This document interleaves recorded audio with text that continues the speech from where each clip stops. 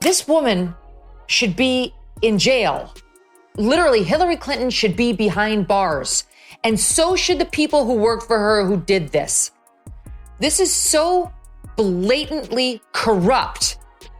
She wanted to distract from her email scandal.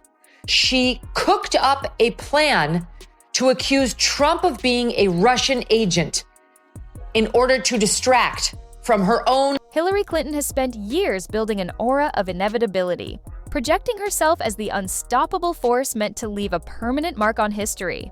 But when Megyn Kelly takes aim, that sense of certainty quickly crumbles into weakness.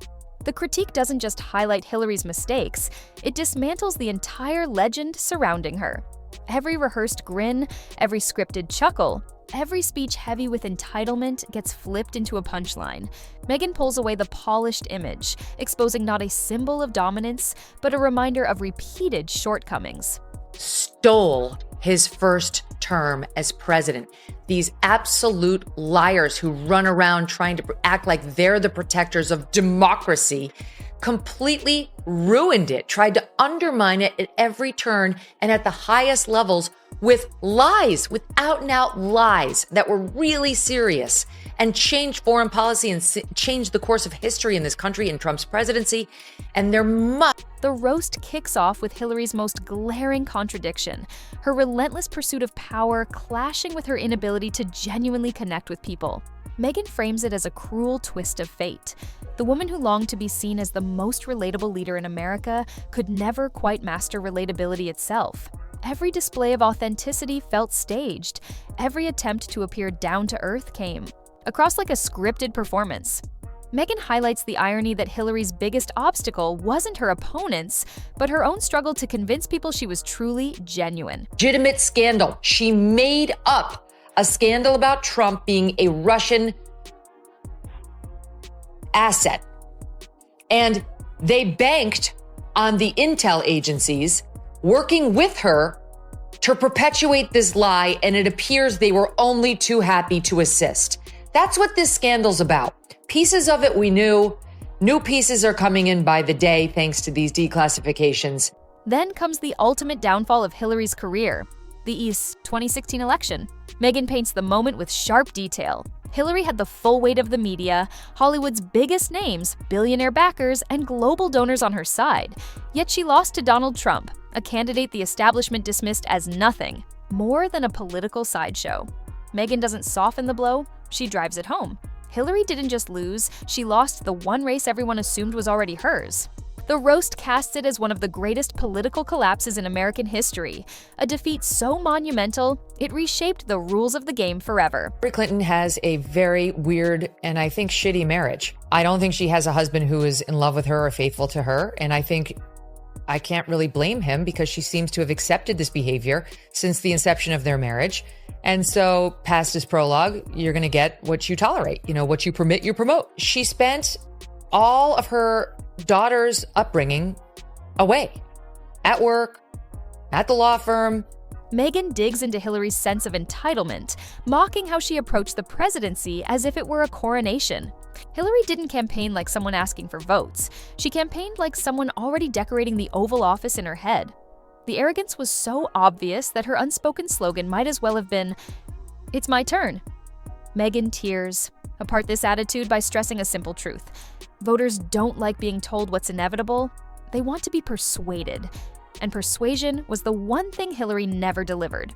She demanded loyalty, and when it didn't show up, she was left stunned. Very different ballgame today than it was even 4 years ago, never mind 8 or 10 years ago when she was doing all this. And back to Hillary, you know, the whole, she has a hat she's tweeted herself out wearing, but her emails. She's tried to turn it into this ridiculous joke, like, oh, but the moon landing, like you nutcases who are still railing about this made-up scandal.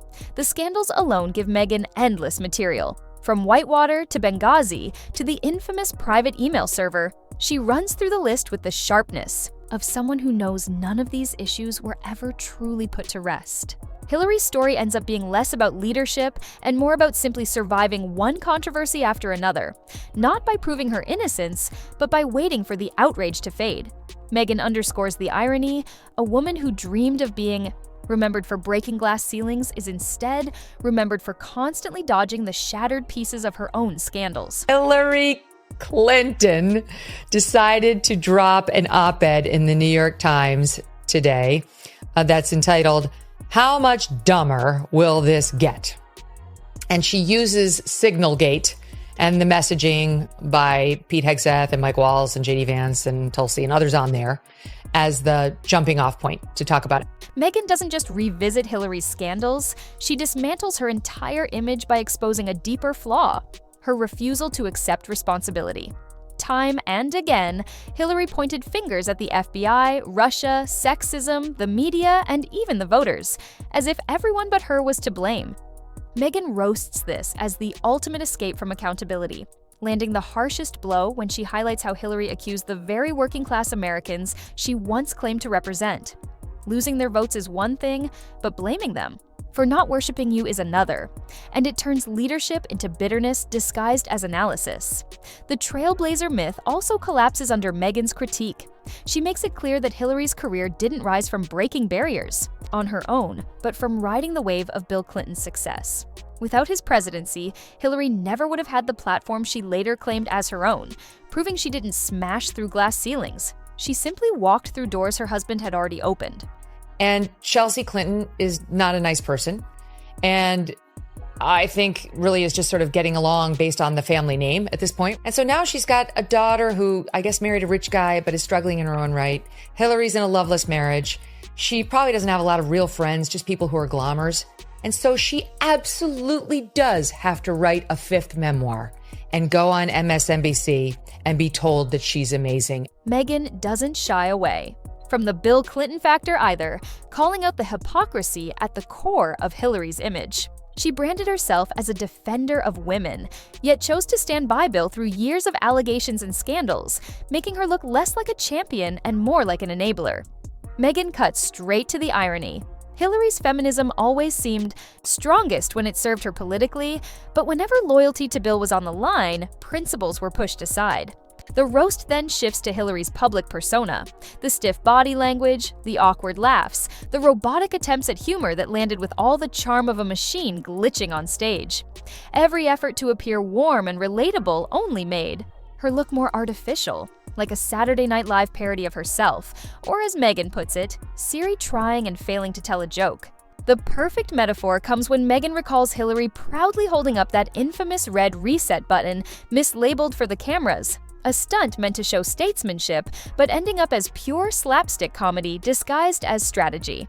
For me, she did need to distract from that email scandal, which was around her neck like an albatross. Trust me, we were covering it every night on the Kelly File at Fox News. She had clearly violated the law with that homebrew server that had been accessed by foreign agents. She compromised national intelligence information. She did things she would never have allowed anybody at the State Department. Megyn also targets Hillary's constant habit of playing the victim, turning every defeat, scandal, and misstep into something that was supposedly done to her rather than caused by her own choices. Megyn twists this into a sharp gag, likening Hillary to a boxer knocked out in the ring who blames the referee, the audience, and even the lights for the loss.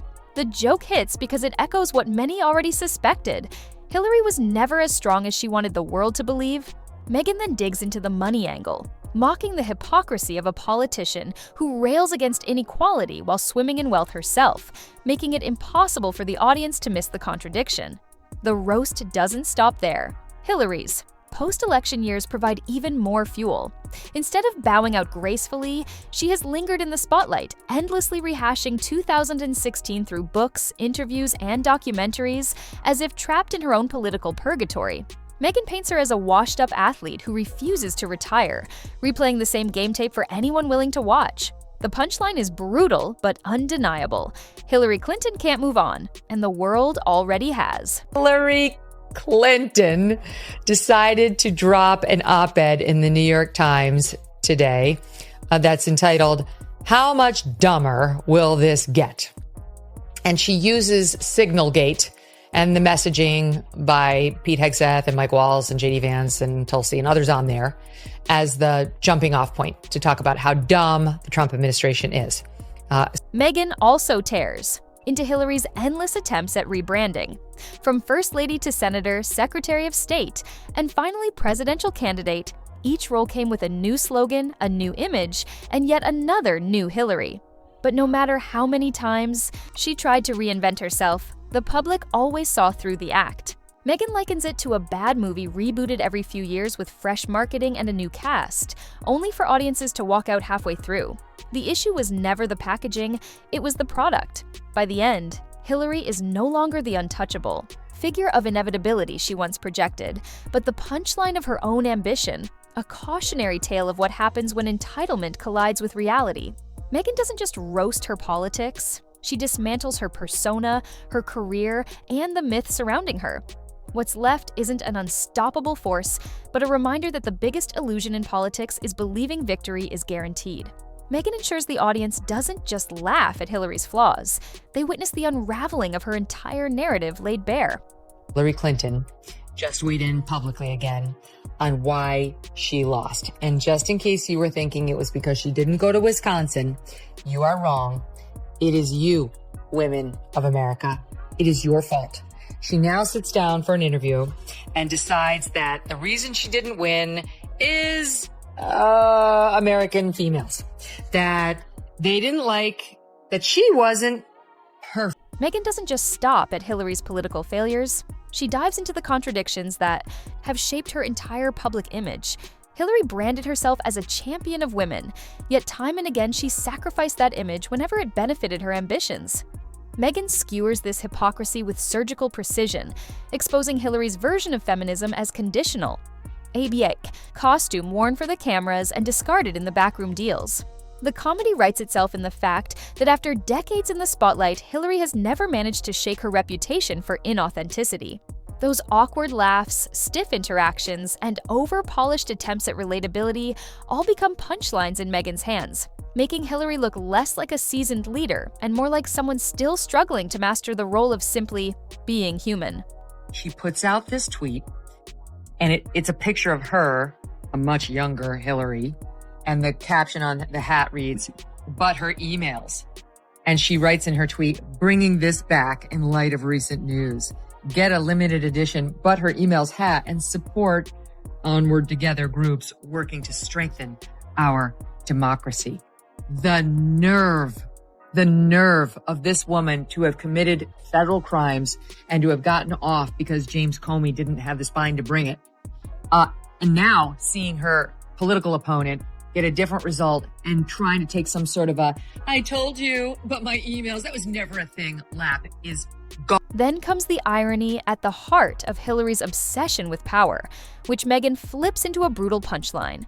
Hillary wanted the presidency for so long that her very desperation became the reason she could never claim it. Decades of resume building, title collecting, and legacy scripting collapsed under the weight of a public that simply wasn't buying what she was selling. Megyn paints her as a tragic figure with every credential, but none of the charisma. A posy, political product polished to perfection, yet left to expire on the shelf. The roast sharpens with a comparison to a high-budget blockbuster that flops at the box office. The marketing was everywhere, the reviews glowing, the money endless, yet the audience still walked out. Hillary's loss, Megyn Jabs, wasn't the whoa result of a vast conspiracy but of a simple truth. Voters didn't want the product. The FBI, the media, misogyny, Russia, James Comey, the Electoral College, disinformation, the list of culprits is longer than her memoir, but the reality remains the same.